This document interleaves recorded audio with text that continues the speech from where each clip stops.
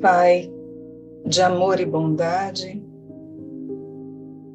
estamos aqui hoje, mais uma vez, para aprendermos, para refletirmos, para auxiliar neste estudo que coletivamente sempre fica mais enriquecido. Hoje, Pai, o tema é amor. E vamos falar sobre isso porque o amor é o seu sinônimo. E diante da vida e diante de estarmos vivenciando o plano material e espiritual, tudo faz muito mais sentido quando vivenciamos o Senhor na nossa vida.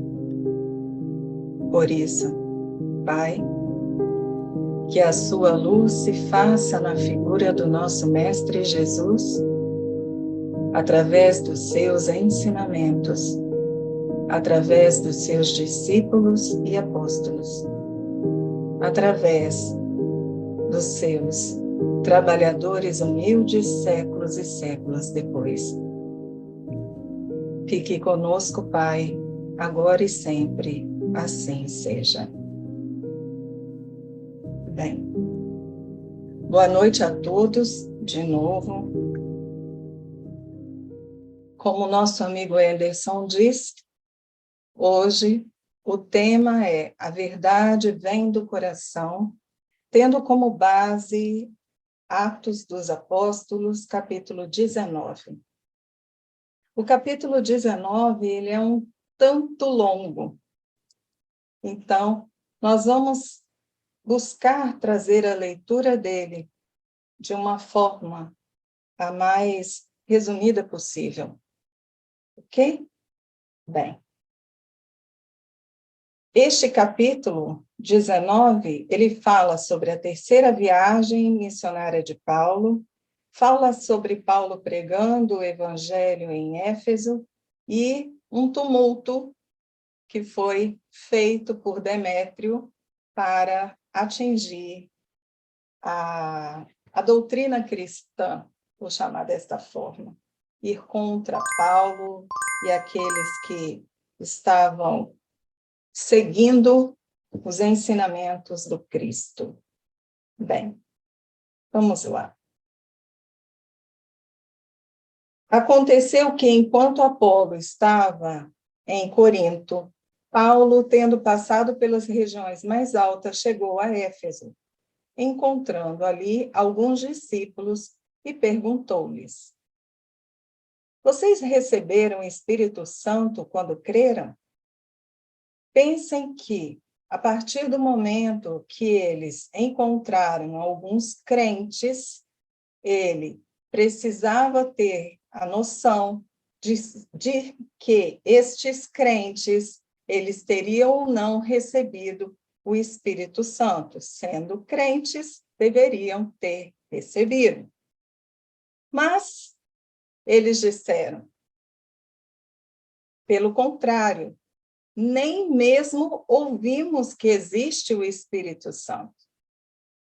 E aí Paulo pergunta, vocês, então, receberam como o batismo? E eles disseram que tinha sido por meio de João Batista. Neste momento, Paulo explica para estes crentes que o batismo do João Batista ele era baseado no arrependimento, mas que o próprio João Batista afirmava que ele estava preparando todos aqueles que receberiam o batismo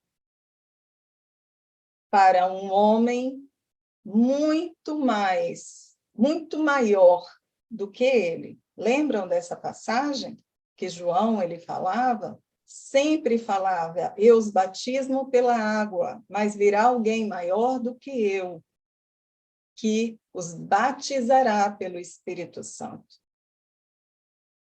Estes homens, a partir disso, descobrindo que eles precisavam ser batizados pelo Espírito Santo, eles aceitaram o batismo trazido por Paulo. Impostando a mão, Paulo os batizou no Espírito Santo. E aí, estes crentes, eles receberam o Espírito Santo da mesma forma que aconteceu lá no início do Ato dos Apóstolos. Lembram quando os apóstolos, eles receberam o Espírito Santo? Começaram a falar línguas diferentes e começaram a profetizar. Tenho certeza que todos vocês sabem do que eu estou falando. Estou sendo até repetitiva, né? Sobre isso. Então, vamos lá.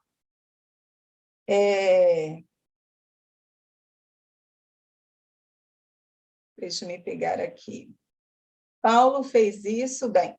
O que aconteceu? A partir do momento que Paulo, ele os batizou, o que o Paulo fez e o que Paulo sempre faz quando chega numa cidade? Ele vai lá para o templo e começa a fazer o seu ministério, não é isso? E aí ele ficou lá no templo tentando fazer o seu ministério, convenceu muitas pessoas, mas muitas pessoas começaram a ser contrárias a ele. Fez isso durante alguns meses, e aí quando ele viu tamanha resistência de alguns, ele pegou aqueles que tinham aceitado a sua palavra e os levou para um outro estabelecimento, aonde ele ficou durante 2 anos, ensinando a estas pessoas sobre a palavra do Cristo. Bem, primeira coisa que a gente precisa lembrar é o seguinte, que Paulo, ele não perdia a oportunidade para falar sobre a palavra de Jesus.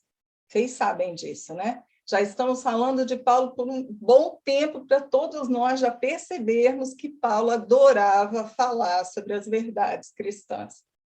E neste lugar não foi diferente.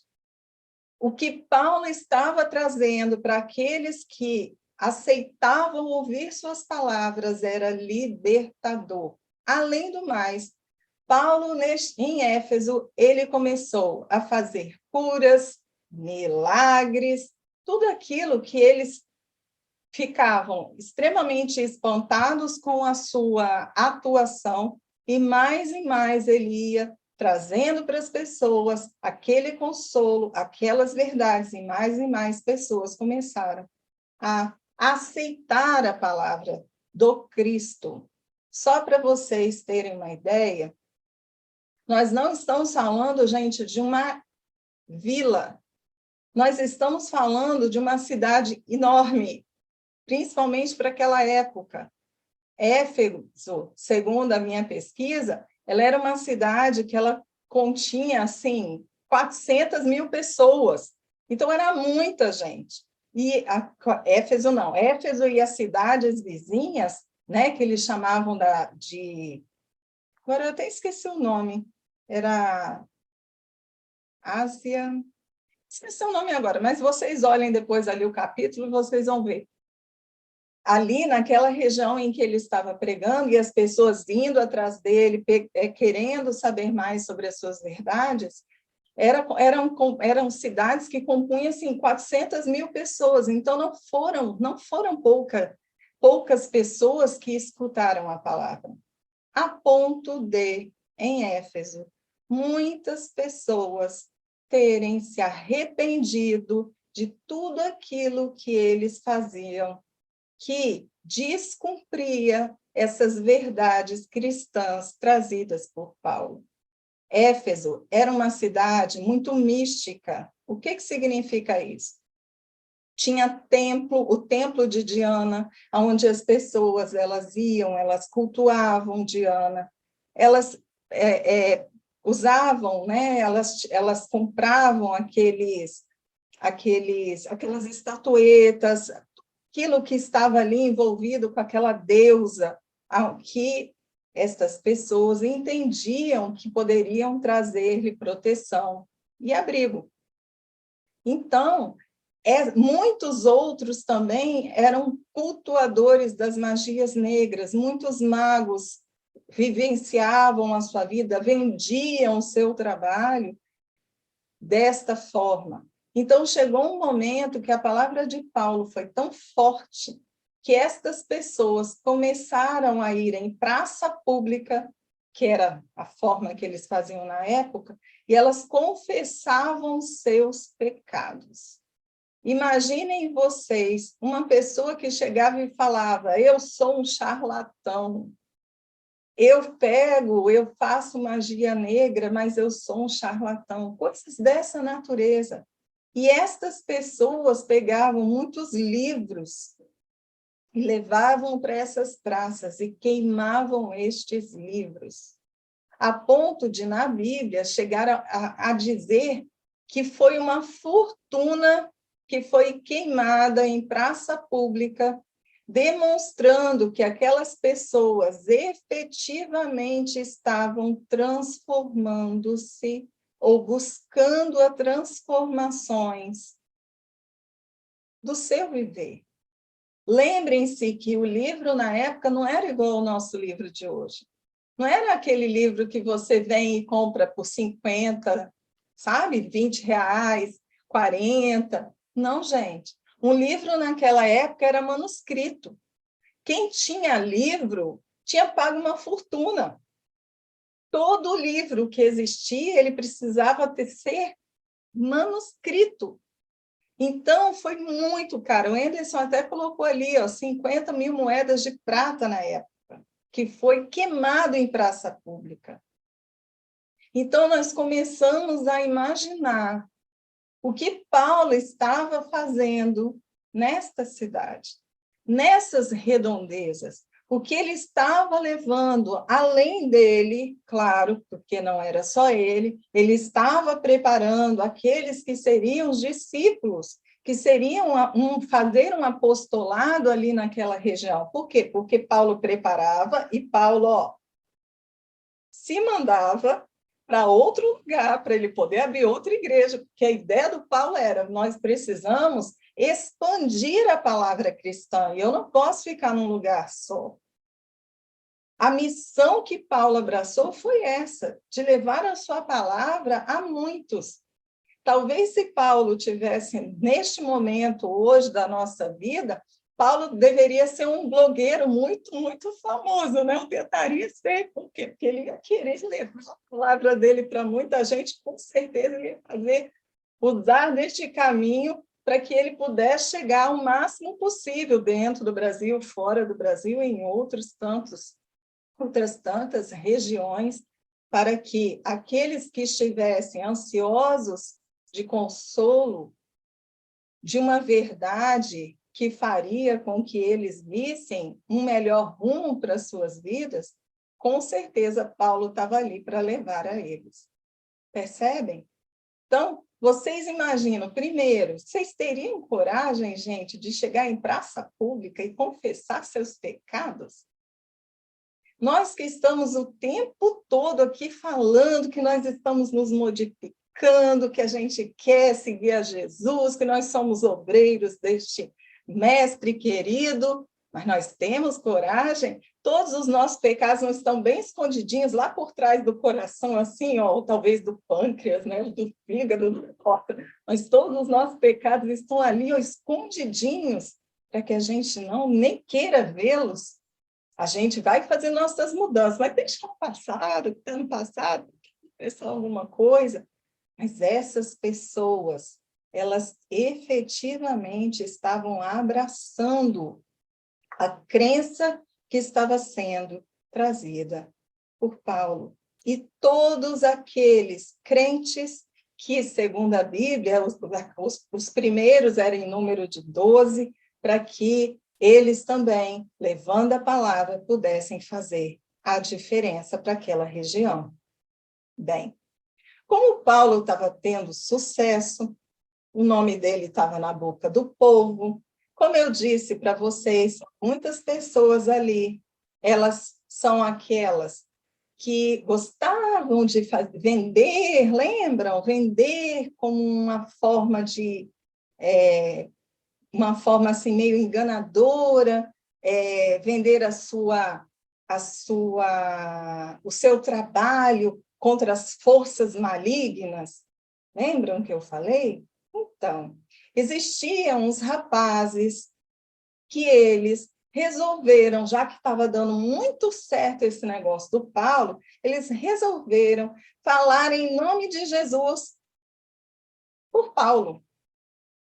Então, eles falaram assim, ó, deixa eu ver se eu acho, porque... Vê? Eles falaram exatamente assim, ó, ordeno que saiam pelo poder de Jesus a quem Paulo prega. Ai, Jesus. Ai, Jesus. Porque aquele endemoniado que aqueles rapazes estavam querendo tirar o espírito de perto dele, chegou para eles e falou o seguinte: ok, Jesus eu conheço, esse tal de Paulo também, mas vocês eu não conheço. E aí, este homem, com a força daqueles, desculpa a expressão, não gosto muito de usar, mas daqueles demônios, né, que é a expressão usada assim pela Bíblia, com aqueles espíritos que estavam com ele, ó, triplicaram a força do homem e os rapazes apanharam feio. E aí a gente pensa o seguinte: o que aconteceu depois? A fama de Paulo só aumentou, a palavra do Cristo só se fortaleceu e os rapazes tiveram que repensar sua vida. Concorda? Bem, eu vou parar por aqui, mas ainda tem uma outra parte. Mas eu gostaria de falar algumas coisinhas antes com vocês sobre essa parte. Lembram quando eu falei lá na minha oração que hoje nós íamos falar sobre amor? O tema do nosso capítulo hoje é: a verdade vem do coração. Vou começar do final para chegar no início. Será que esses rapazes apanhariam se eles tivessem em seu coração as verdades do Cristo? Será que tudo que sai da nossa boca está em nosso coração? Muitas vezes vocês já ouviram falar exatamente isso. O que sai da minha boca é o que existe em mim. É verdade. Mas muito do que sai da minha boca pode ser coisas que eu ainda não vivencio, eu só soube dizer. Estes rapazes resolveram atuar numa área desconhecida, em nome de alguém que eles não conheciam. Como que você teria autoridade para você poder mandar em alguma coisa ou em alguém, em nome de outrem que você nem sabe quais são as verdades deste outro?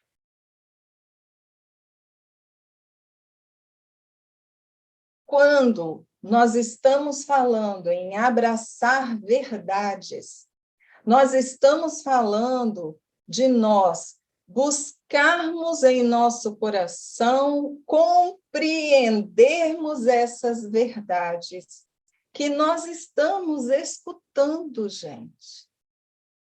Como assim? Quero trazer para vocês uma visão um pouquinho menos rígida ao dizer que nós somos seres repletos de teorias. Concorda? Nós somos seres que escutamos e lemos a Bíblia vez por outra e que nós olhamos para aquelas verdades que ali se encontram no Evangelho e aceitamos aquilo como algo que nós queremos vivenciar, mas que ainda se faz como uma teoria porque nós ainda não as temos em nós. Tem muita coisa ainda que a gente não compreende. Se é desta forma, se eu ainda não compreendo tudo, mas no mínimo que eu compreendo em meu coração, eu posso ter uma certa autoridade. O que é isso? É porque quando no meu coração existe amor por essa teoria, a espiritualidade estará comigo. O plano espiritual estará nos amparando para que nós possamos levar ao outro uma verdade que talvez a gente ainda não consiga compreendê-la completamente.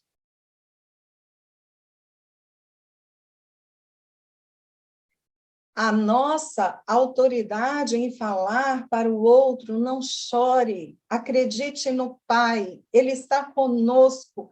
A verdade é que a misericórdia dele sempre atuará na nossa vida, apesar de todas as dores que você está vivenciando. Olha o peso dessas palavras que são proferidas por nós. Não são? Mas nós conseguimos, no momento de vivenciar a nossa dor, a gente consegue fazer exatamente isso?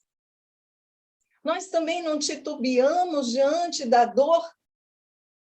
Nós também não alimentamos diante dessa dor o sofrimento? Nós também não esquecemos logo no início que o Deus é misericordioso conosco? Mas nós afirmamos isso. Eu já vi, Jeane. Nós afirmamos isso porque é uma verdade que hoje nos consola e que nós queremos aplicá-la todas as vezes que acontecer algo semelhante na nossa vida e que nós já começamos a aplicar. Talvez não imediatamente, talvez não com tanta intensidade, mas nós já começamos a pensar nisso. No momento daquela dor, daquele momento angustiante, nós olharmos e pensarmos, meu Deus, se o Senhor é misericordioso, eu tenho certeza que se algo fosse diferente, seria pior. Meu Deus, se eu vivencio essa verdade hoje, se eu tenho essa verdade em mim e, de repente, estou vivenciando essas experiências, é porque o Senhor me deu algumas ferramentas que está na hora de eu colocá-las em prática. Percebem?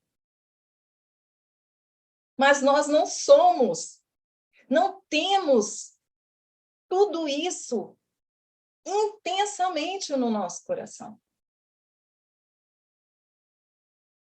Mas nós, em razão de nós termos, volto a repetir, este amor por esta crença de que o Pai, ele jamais nos abandonaria, mesmo diante da dor. Nós temos o amparo da espiritualidade amiga, dos benfeitores espirituais, dando-nos condições de levar a palavra e da outra pessoa senti-la como uma verdade quase que absoluta. Percebem? Fala, Gerna.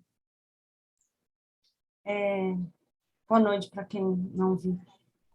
Dentro do que você está falando, a pergunta é a seguinte. Então, não é hipocrisia falar para o outro algo que ainda não conseguimos compreender e fazer? Então, o que seria hipocrisia?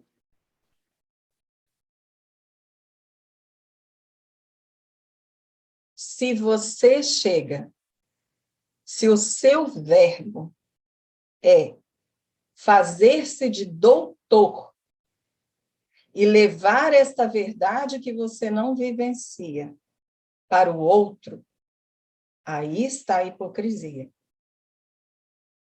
Mas se você pega a verdade que está em seu coração, não em todo o seu ser, mas em seu coração, e leva à pessoa aquilo que você acredita, e é honesto e humilde o suficiente de dizer que em muitos momentos até você cai, mesmo acreditando naquilo com todo o seu coração, você está sendo o melhor exemplo que esta pessoa terá, porque ela verá o seu esforço a sua queda, mas ainda assim você levantando para que você siga em frente.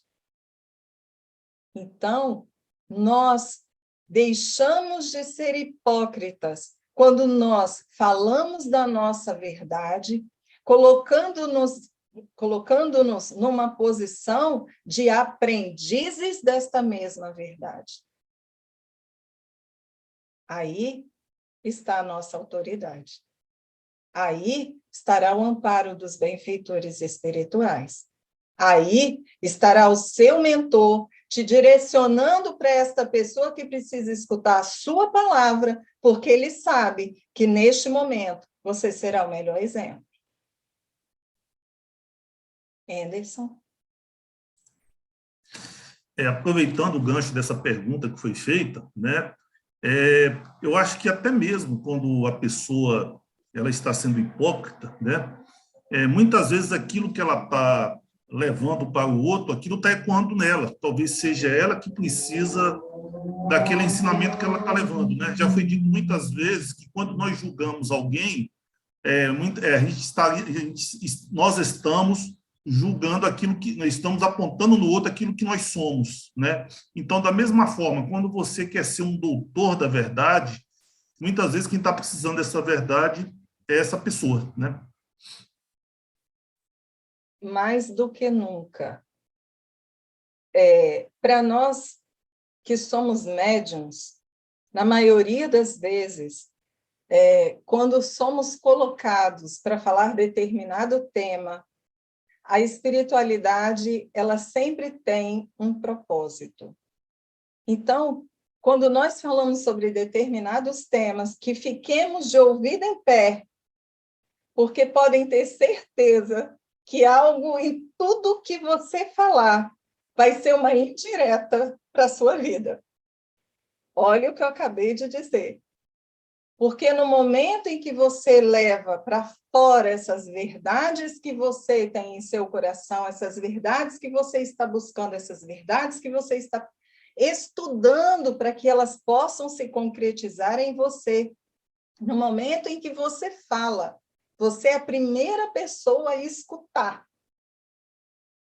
Então, quando a espiritualidade ela faz aquele planejamentozinho assim, e fala assim, Adriana vai falar sobre esse tema, Jeane vai falar sobre esse tema, Sueli vai falar sobre esse tema, fulano, né?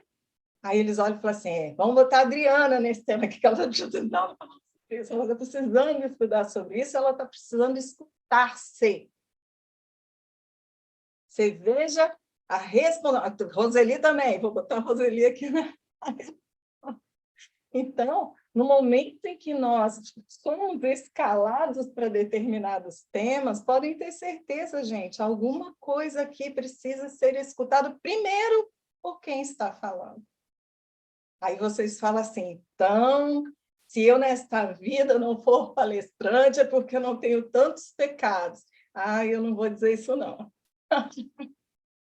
Eu não vou dizer isso, por quê? Porque se vocês estão escutando a Adriana falando alguma coisa que ela precisa escutar, e no momento que ela escuta, ela tem aquele lampejo e vai falar com muito mais propriedade, significa que vocês também estão precisando escutar isso. Percebem? Fala, Jeane. São duas perguntinhas. Sobre ainda essa questão da hipocrisia. O hipócrita também pode ser útil quando leva o outro o caminho correto, mesmo que ele não o siga, certo? Certo. Pode fazer outra? Não sei, é sobre hipocrisia, terceiro? Não, mas pode continuar com essa. É que eu achei que você fosse fazer uma falando sobre isso. Então, vamos lá. Sim, claro.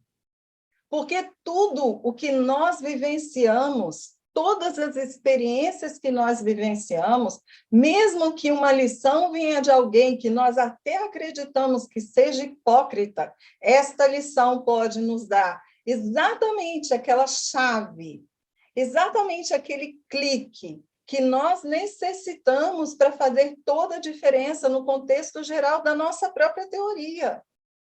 Além do mais, se eu consigo flagrar no outro a hipocrisia, significa também que eu estou aprendendo a como eu não devo agir. Porque se eu já estou flagrando no outro a hipocrisia, possivelmente porque eu sei todos os detalhes da própria hipocrisia. Ou seja, ainda não superei a minha própria hipocrisia. Percebem?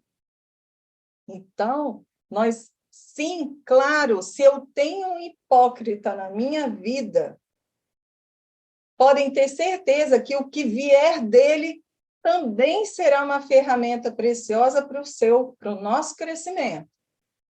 Mas que nós possamos perceber o seguinte: se a lição vem de um hipócrita, que nós possamos fazer o que ele diz e não o que ele faz. Ok? Porque normalmente a gente fala, o hipócrita ainda fala, faço o que eu digo, mas não faço o que eu faço. Ou seja, ele ainda traz uma lição muito importante para nós. E talvez a gente precise, sim, atendê-lo nesta lição. Fala, Jeane. Tem aquela situação também que os amigos espirituais nos usam para passar mensagens para um outro irmão, verdade?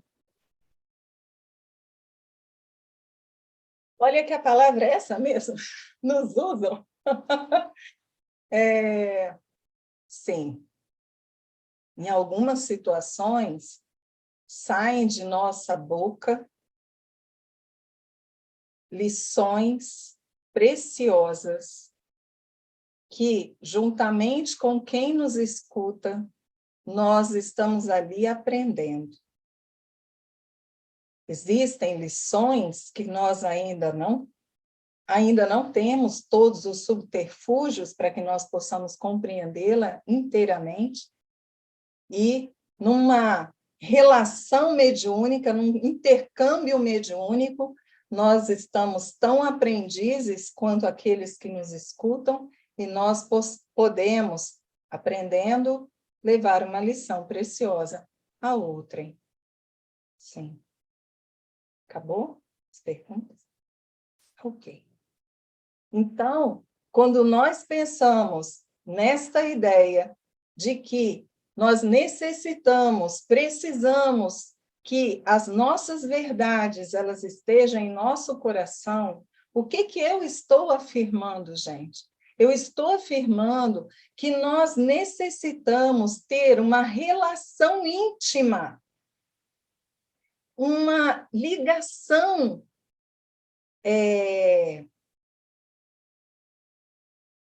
intensa com essas verdades que nós estamos querendo abraçar. Então, por exemplo, eu chego e falo o seguinte, um exemplo, eu chego e falo o seguinte: eu acredito na espiritualidade, eu estudo o espiritismo, mas se alguém me perguntar, eu sou católico.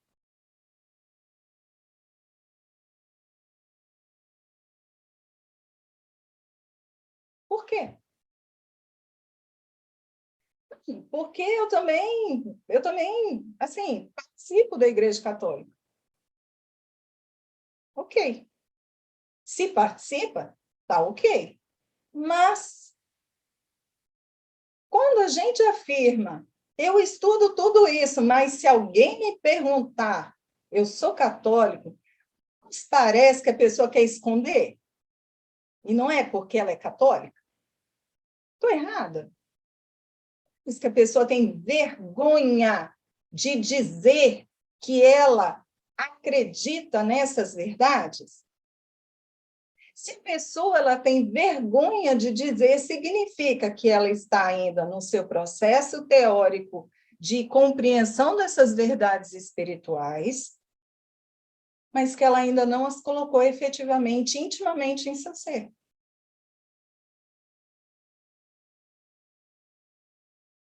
Se é assim, no momento da dor, esta pessoa possivelmente vai reagir mais como uma católica do que como uma espírita. Por quê? Porque se eu não me envergonho de ser católica, eu tenho as crenças do catolicismo mais enraizadas em mim. Vocês estão entendendo? Mas o que está fazendo você estudar o Espiritismo? Porque, prestem atenção, vocês sabem muito bem que nós temos dois exemplos muito presentes na nossa vida, né, daqueles espiritólicos, né? Não temos? Os espiritólicos, né, como eles se chamam, espiritólicos. Nós temos esse exemplo, e nós percebemos nos nossos espiritólicos, nós percebemos que em seus corações existem as duas crenças. Que eles não deram as costas a nenhuma delas. Eles adaptaram a crença. Então, eles têm o direito, sim, de dizer isso. Que eles são católicos e são espíritas. Porque isso está neles. Mas nós, ou os outros, aqueles que falam desta forma, nós precisamos parar e pensar o que nos move. Paulo era preso, ia para julgamentos, era açoitado. E o que ele fazia? Ele falava que ele não era cristão? Poxa, mas não é justo fazer comparação com Paulo. Com Paulo. Paulo. Por que nós estamos fazendo diferença entre nós e Paulo? Porque Paulo foi um ser humano como nós, que veio preparado para a época que ele vivia. Nós também viemos preparados para a época que nós vivemos.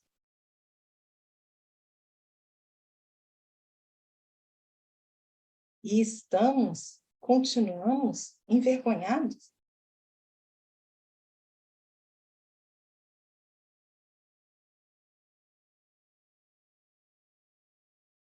Percebem? Se em nosso coração, se a verdade ela está em nosso coração, existe amor, gente. Um amor que está sendo construído. Um amor que nos consola. É este amor que nos consola. Quando existe uma perda na nossa vida.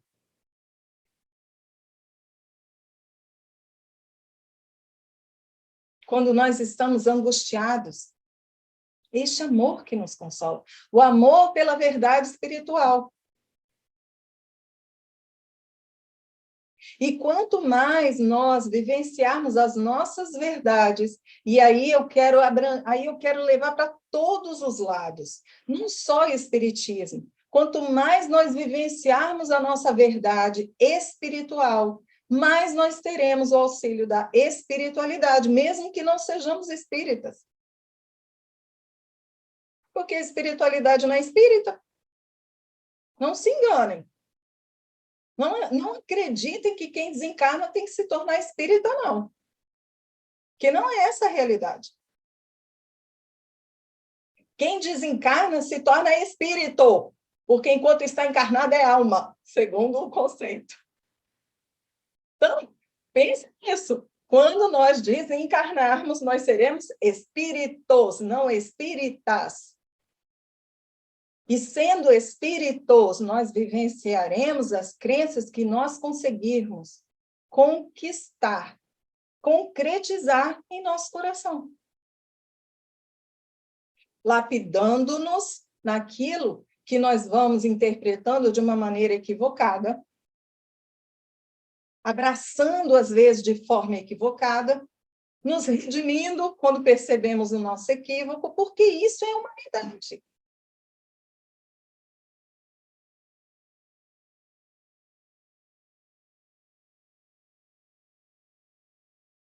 Aqueles homens que levaram os seus livros para queimar e que se confessaram em praça pública precisam ser usados por nós como exemplo. Não que nós devamos fazer a mesma coisa que eles, mas que nós devamos perceber que o nosso grande objetivo é a mudança, é abraçarmos efetivamente aquilo que nós estamos entendendo como verdade. Fala, Jean.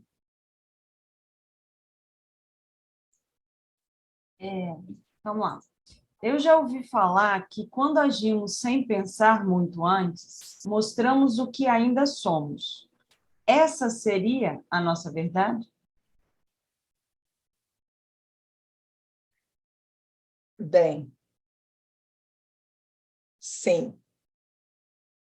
Quando nós agimos sem pensar, aquilo que nós afirmamos que é agir sem pensar, ou seja, quando nós reagimos, nós estamos efetivamente sendo nós mesmos.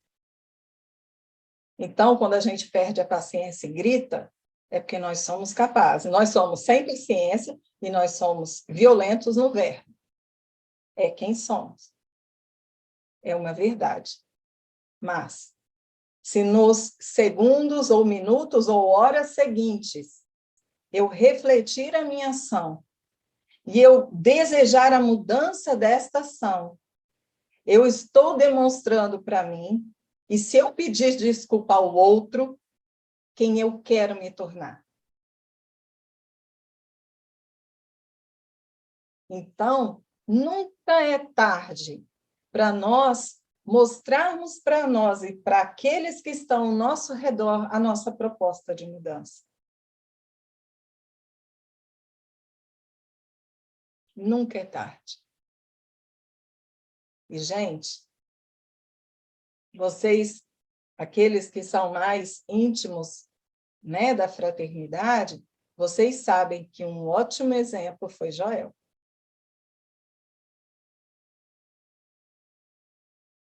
Até o último minuto, Joel buscava mudanças. Até o último minuto, Joel percebia o seu erro e tentava, da forma dele, corrigir.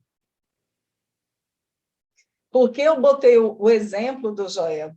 Porque ele fez isso já idoso, gente. Significando dizer que nunca é tarde para a gente começar a nossa tarefa. Nunca é tarde para a gente compreender que nunca é tarde para a gente fazer.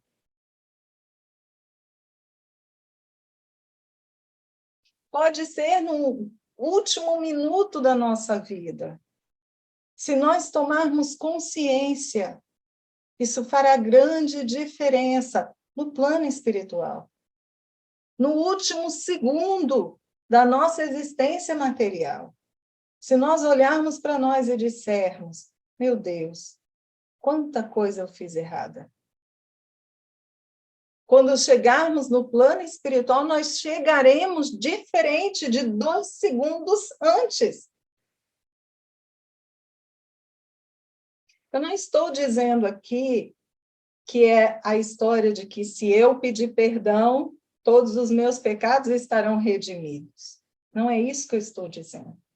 Por quê? Até porque os pecados, quem irá me perdoar sou eu mesma e possivelmente eu vou ser tão rigorosa quanto seria com qualquer outro.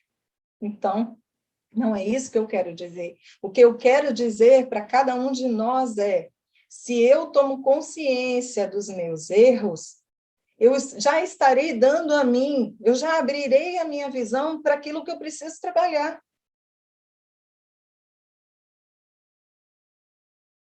Porque se eu não quiser enxergar, eu não sei o que trabalhar. Paulo andou muito, comandou essas trajetórias todas dele, essas missões todas dele. Ele andou muito para chegar a Éfeso. Chegou lá, levou a sua verdade. Arrebanhou muitas pessoas. para que elas pudessem iniciar o seu processo de entendimento. Preparou outras tantas para que eles pudessem continuar a auxiliar essas pessoas que tiveram seu início de crença a continuarem. Por quê? Porque se Paulo ele chegasse lá, ficasse 2 anos, ensinasse, e de repente ele fosse embora, o que ia acontecer com todas essas pessoas? Se perderiam, gente. Mas se tivessem aqueles que teriam essa crença mais enraizada em si, que estivessem estudando com muito mais afinco, que tivessem o Espírito Santo chegado nelas, que eu ainda não expliquei hoje sobre o que é o Espírito Santo. Ou seja, se estas pessoas que receberam o Espírito Santo, ou seja, que tiveram a sua mediunidade aberta, e aí puderam trabalhar com a espiritualidade para levar a palavra cristã a estas pessoas, uma orientação mais espiritualizada para estas pessoas. Se Paulo não tivesse preparado essas pessoas, tudo iria para o ralo. Poucas pessoas iriam se manter, porque era tudo muito recente, lembram? Eles nem judeus eram, nem todos eram judeus. Nem todos tinham a crença de um Deus único. Muitos, eles idolatravam a Diana.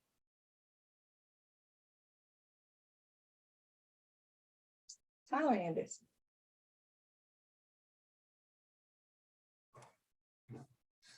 É justamente isso que eu ia falar, que você estava concluindo aí, né? Ele chegou numa cidade onde tinha alguns judeus e a maioria deles adorava o panteão grego, né? É uma cidade dominada pelos romanos, mas eles adoravam Ártemis ou Diana, né? Que era a deusa da época.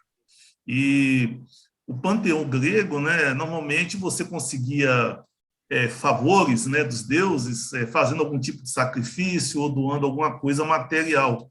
E Paulo chegou com a proposta do evangelho, do cristianismo, né, que é uma transformação pessoal, na verdade. Então, muda todo o paradigma de uma crença, né, que é justamente você se responsabilizar pelos seus atos e, a partir dos seus atos, você receber, entre aspas, aquela recompensa. Você não precisa fazer sacrifícios, não precisa fazer doação de bens materiais, ou nem mesmo comprar, né, os amuletos que os mercadores lá vendiam para ganhar isso. Então, acho que isso torna o trabalho de Paulo ainda muito mais grandioso, né?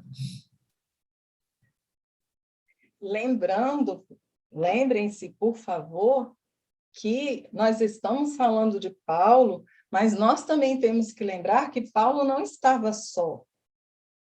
Quem seria Paulo se chegasse numa cidade, vamos pensar assim, quem seria Paulo se chegasse numa cidade tipo Vitória e começasse, sabe, perdido, não sabia onde estava nada. Paulo, ele chegava nas cidades e ele tinha pelo menos algumas pessoas que já o auxiliavam, que o acolhiam, que davam a ele, sabe, até a ideia do que ele iria enfrentar naquela cidade. Paulo escutasse muita coisa, né? Que Paulo era danadinho. Mas, assim, a princípio, Paulo também, ele tinha uma certa segurança de chegar em algum lugar e ele ter um apoio. Não que ele tivesse medo de ser preso, não. Ele não gostaria de ser preso, ele gostaria de ser açoitado, mas ele aceitava o risco disso. Mas, mesmo assim, nós temos que lembrar de todos os outros que deram a Paulo condições dele poder fazer o que ele fez, né? Vamos lembrar disso também. Bem, tem alguma pergunta sobre essa parte, Jane? Ok. Então, lembram que eu falei que eu ia deixar uma partezinha? Então, o que aconteceu? Usando destas nossas últimas palavras, minha e de Anderson, o que estava acontecendo, gente? Numa cidade em que existia um templo para Diana, O que vocês acham? Como é que vocês imaginam que era o comércio dessa cidade? Pensa. Lá em Aparecida, aqui no Brasil, o que vocês mais veem em Aparecida? Não são aquelas lojinhas com todas aquelas imagens, né, com os crucifixos, né? Gente, se você tem uma cidade onde existe um local religioso e que as pessoas se direcionam para lá, sempre existirão aqueles que vão usufruir desta situação para conseguir algum dinheiro. Não estou falando aqui de gananciosa, eu estou falando aqui, às vezes, até de um camelô que vai, e, por exemplo, tem uma esposa que pinta bem, ele vai e pinta umas camisetas lá para ele poder vender e poder alimentar a sua família. Eu não estou falando de ganância, eu estou falando de aproveitar as oportunidades. Em Éfeso, principalmente naquela época, se hoje já acontece, imagina naquela época. Em Éfeso não era diferente. Não era. Existiam aqueles que dominavam o mercado dessas bugigangazinhas, né? Daquelas imagens, daquilo que poderia ser ofertado para esta deusa. Só que Paulo começa a falar de um outro Deus, e que este Deus estava mais próximo das pessoas do que nunca. Que se as pessoas botarem o joelho no chão e rezarem, este Deus estaria ali para ajudá-los. E fala sobre consolo, e fala sobre acolhimento, e fala sobre amor, e fala sobre igualdade entre todos os irmãos. O que estava acontecendo? O que vocês acham que estava acontecendo? Vocês acreditam que a deusa Diana estava sendo tão idolatrada quanto antes? Não, né? Não. Muitas pessoas começaram a parar de comprar, de fazer os sacrifícios, de ir até lá. E aí, tal de Demétrio, observando essas coisas, ele fazia, ele vendia as coisas que os artesãos faziam. Ele começou a perceber que, né, o dinheirinho dele não estava entrando como antes. E aí ele fez o quê? Gente, ele resolveu fazer uma rebelião. Pegou todo mundo que tinha interesse de que não houvesse diminuição nas vendas, fez um discurso. E o discurso dele era um discurso dessa natureza. Cadê? Senhores, vocês sabem que a nossa prosperidade vem deste ofício. E agora vocês estão vendo e ouvindo que não só em Éfeso, mas em quase toda a província da Ásia, gente, era essa palavra. Este Paulo tem persuadido e desencaminhado muita gente, afirmando que os deuses feitos por mãos humanas não são deuses de verdade.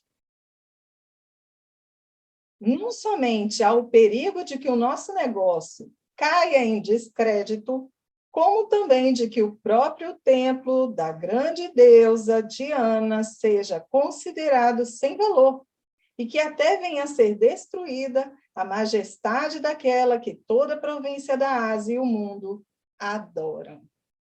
Vocês acham que ele estava preocupado com a Diana?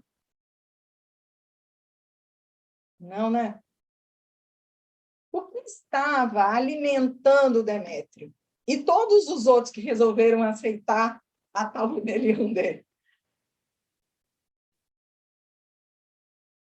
Era o amor pela verdade ou o amor pelo dinheiro?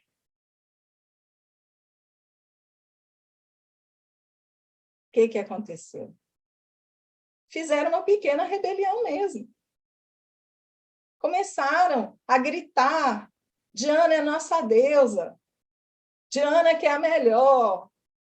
E aí começaram a catar na rua aqueles que eram seguidores lá do Paulo, né, de Cristo, e aí começaram a catar e começaram a tumultuar o negócio, e chegaram foi um monte de gente lá para o templo, lá para o teatro, que eles falam teatro, templo, não tenho a menor ideia onde é que eles foram, mas era teatro ou templo, não sei, mas foi todo mundo para lá, e aí eles queriam, vocês sabem como é que era na época, né?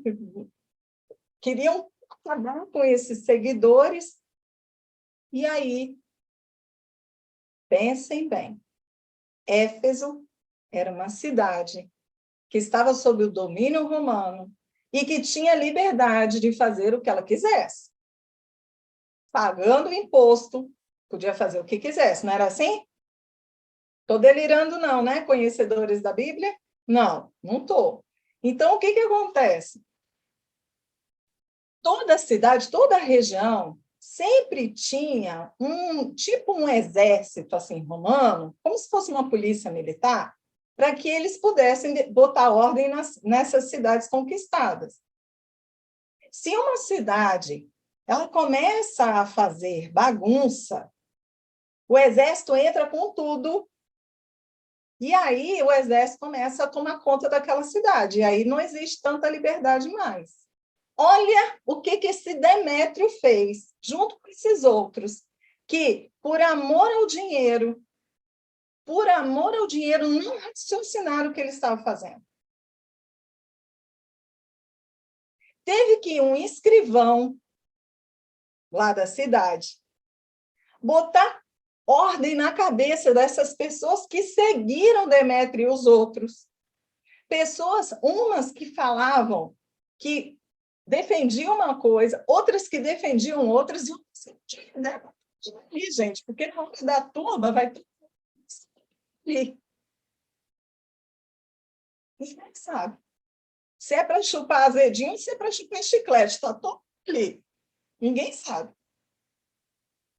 E aí esse escrivão chegou e falou o seguinte: gente, esses homens, eles não fizeram nada. Não saquearam o nosso templo, não falaram mal da nossa deusa. Se vocês têm alguma coisa para reclamar desses homens, vão para os lugares certos. Vai para o tribunal, vai lá para os pré-cônsuls, que eram juízes, vai lá para não sei aonde. Mas se vocês continuarem fazendo essa algazarra que está aqui, o exército ele vai entrar. Ele deu a entender isso, né? O exército vai entrar e nós estamos prontos. E ele ficou pela Assembleia. E com o meu capítulo também, graças a Deus. Né? Mas imaginem o que faz uma pessoa quando vê que o seu bolso está em perigo. Imagine o que essa pessoa ela faz quando ela não acredita no que ela faz, porque ele não acreditava na Diana. Então, ele não acreditava naquilo. Tanto é que fez daquela forma completamente desorganizada. E por amor ao dinheiro, ele colocou em perigo até o próprio negócio dele. Quantas vezes, gente, quando os nossos interesses estão em perigo, nós reagimos irracionalmente. Eu não estou falando de negócio, estou falando de interesse, eu estou falando de qualquer coisa que para nós é precioso. E não estou falando só dos nossos amores, pai, mãe, filhos, gatinhos e cachorrinhos. Não é isso. Eu estou falando, gente, eu estou falando de interesses muito mais escusos. Daqueles que a gente não leva. Porque quando nós temos interesses, esses interesses que estão voltados para as nossas crenças, estas nós levamos, estas são firmes em nós, e a gente luta e até morre por elas. Paulo, este homem não morreria por esta crença, mas ele morreria pelo dinheiro que ele ganharia e que ele estava perdendo. E nós? Quais são os interesses que estão nos remexendo? Quais são os interesses hoje que estão fazendo com que a gente reaja de uma forma que não tem o fruto sincero no nosso coração. Porque, gente, amar ao dinheiro, amar os bens materiais, é um amor escravizante.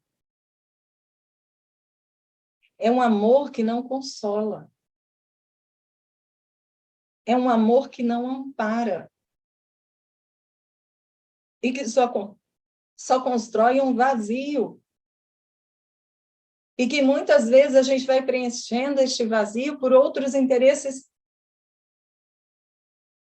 não tão enobrecedores assim. Até que, quando chegamos ao que parece ser o fundo do poço, chega um Paulo na nossa vida e fala alguma coisa. E aí, de repente, a gente para e pensa, nossa, algo precisa ser mudado. Algo precisa ser abraçado por mim, que não esses interesses mundanos que não estão me preenchendo. O que eu chamo de Paulo pode ser muita coisa. Pode ser uma doença. Pode ser uma dor moral, emocional.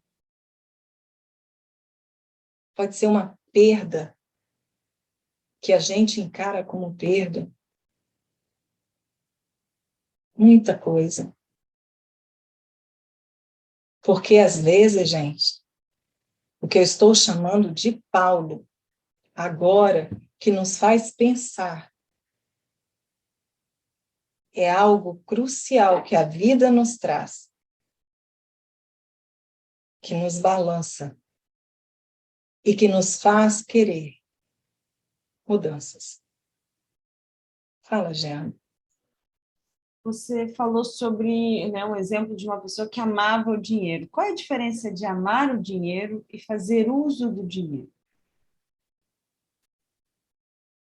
Eu acho extremamente apropriado falar sobre isso. Sabe por quê? Porque verdadeiramente nós temos o costume de jogar a culpa no outro daquilo que somos nós que precisamos refletir. Normalmente, a gente coloca a culpa no dinheiro. Ai, meu Deus, quem tem dinheiro é quem tem o dinheiro fez isso. Não, gente. O dinheiro, ele é essencial para a humanidade. É tão essencial que a humanidade correu atrás de alguma coisa que pudesse servir de objeto para haver harmonia entre as pessoas. Por quê? Porque, efetivamente, como era difícil você trocar um boi por um cabrito? Porque até chegar o preço do boi era muito sal, era muito isso, era muito aquilo, era difícil. Isso dava muita briga, muita desarmonia. A partir do momento que o homem descobriu o tal dinheiro, o homem, ele tirou uma das causas de muita discussão e briga numa comunidade. Agora, no mundo, né, global, porque agora você faz tudo de forma global. Antes era na comunidade. Era muito complicado. Amar o dinheiro é você perder o seu valor. Usar o dinheiro é você dar o seu valor. Vou tentar explicar. Quando eu amo o dinheiro, eu dou muito mais valor àquilo que o dinheiro representa, esquecendo do meu valor como ser humano e ser espiritual. Quando eu uso o dinheiro, eu entendo que o dinheiro é uma ferramenta para que eu possa crescer, para que eu possa experienciar as lições da vida para o meu crescimento espiritual. Então, cada um está no seu papel quando eu uso o dinheiro. Se eu amo o dinheiro, eu desvalorizo tudo que é do ser e eu valorizo só o ter.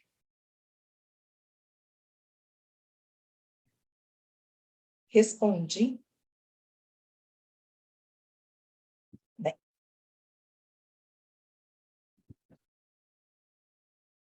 Claro que Paulo teve muita ascensão em Éfeso, porque ele, através do Espírito Santo, fazia coisas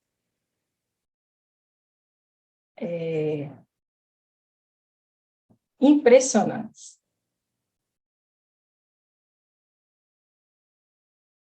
E nós? Quais são os milagres que nós fazemos? Hein? Quais são as coisas impressionantes que nós podemos fazer? Através do Espírito Santo, também. Através da mediunidade que portamos, também. Através do ser humano que nós somos, também. Não precisamos ser médiuns para que nós possamos levar ao outro a palavra cristã que existe em nós. Somos seres milenares, já aprendemos muita coisa, somos sim um poço de sabedoria. Para muitos outros que ainda não aprenderam o que a gente aprendeu. Lembram quando eu disse que Paulo não se recusava nunca a falar sobre as verdades cristãs? Às vezes a gente prefere se calar. Mas prefere se calar não porque sabiamente entende que aquele momento não deve ser usado para falar. Em uma passagem deste capítulo, Paulo queria falar. Paulo é terrível, vocês sabem. Paulo queria falar. E foram os discípulos e outros amigos com uma certa influência que não deixaram ele falar. Porque eles disseram, agora não é o momento. Essa passagem, para mim, ela é muito importante. Sabe por quê? Porque demonstra que se nós não refletirmos quando nós queremos falar, nós podemos trocar os pés pelas mãos. Naquele momento, Paulo quis falar, mas não refletiu as consequências da sua ação. E como é que nós sabemos disso? Porque ele não falou. Porque vocês sabem que Paulo nunca foi impedido de falar quando as outras pessoas pediam para ele não falar, lembra? Se ele escutou aqueles que estavam ao seu redor, foi porque Paulo, ele refletiu depois. E percebeu que naquele momento ele poderia até colocar em perigo quem estava lá, entre aqueles que estavam descontrolados. Nós necessitamos fazer essas reflexões. Tudo que chega na nossa vida nos dá, no mínimo, duas opções. Lembra? Quando eu digo que eu não tenho uma escolha, é porque eu já fiz a escolha. Quando eu afirmo que eu não posso sair do meu emprego, é porque eu já fiz a escolha de ficar nele. Quando eu afirmo que eu não posso sair de um relacionamento, é porque eu já fiz a escolha de estar no relacionamento. Mesmo que esteja muito ruim, cada uma dessas coisas. Então, a vida, quando chega com uma experiência, ela sempre nos dá, no mínimo, duas escolhas. E quando nós nos depararmos com circunstâncias que nos exigem um falar ou um calar, nós temos que refletir. Porque depois que nós proferirmos as nossas palavras, escravos delas, nós nos tornaremos. E arcaremos com as consequências desta ação impensada.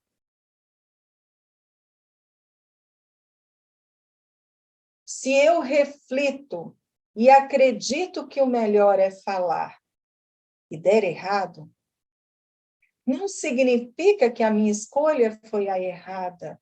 Só significa que até aquele momento, tudo o que eu enxerguei me fazia crer que o melhor era falar. Se eu resolver me calar e as consequências não forem as melhores, eu preciso ter esta mesma consciência para que não me escravize a uma culpa que talvez eu não mereça construir em mim. Neste momento, esta verdade estará vindo do meu coração.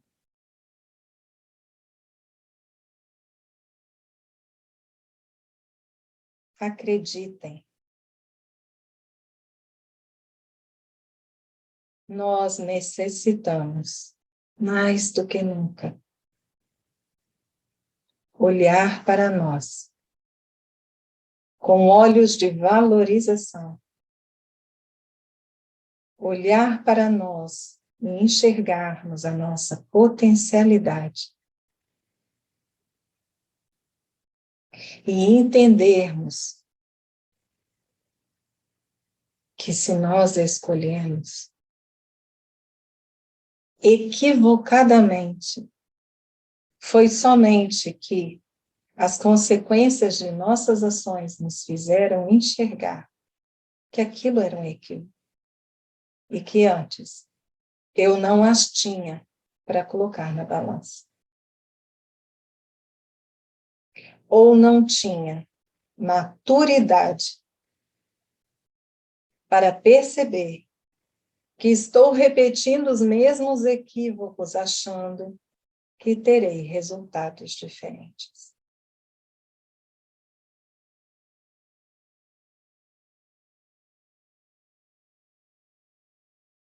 Espero que eu possa ter trazido para vocês uma visão bem aberta e possa ter satisfazido o meu apoio com relação a este assunto. Ele não acreditava que eu iria conseguir falar de amor neste capítulo. Né, meu apoio? Que bom que consegui.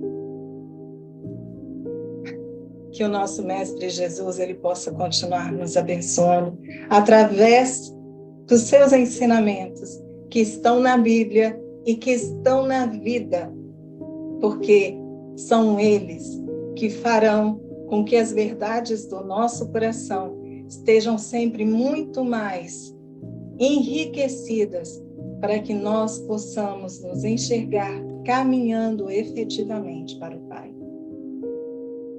Eu espero que vocês tenham um ótimo final de semana.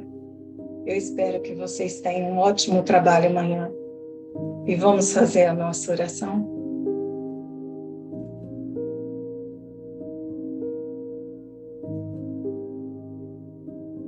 Mestre Divino, Jesus, irmão, mesmo depois do seu desencarne, seus apóstolos e discípulos conseguiram trazer para nós, sob a sua orientação no plano imaterial, tantos ensinamentos que nos fizeram e fazem darmos passos mais firmes nesta nossa caminhada. Queremos expandir o amor. Queremos amar o que é relevante. Queremos enxergar a misericórdia divina, até mesmo na dor. Porque a cada vez que temos a certeza da presença de Deus em nossa vida, como aquele Pai que o Senhor nos ensinou a enxergar, cada passo que dermos será menos doloroso, menos sofrido, mais vantajoso para o nosso crescimento espiritual. Ó meu Senhor Jesus, só peço muita luz, que ela possa se expandir em cada um de nós e que possamos ser os Paulos da vida para os nossos irmãos e para nós mesmos. Assim seja.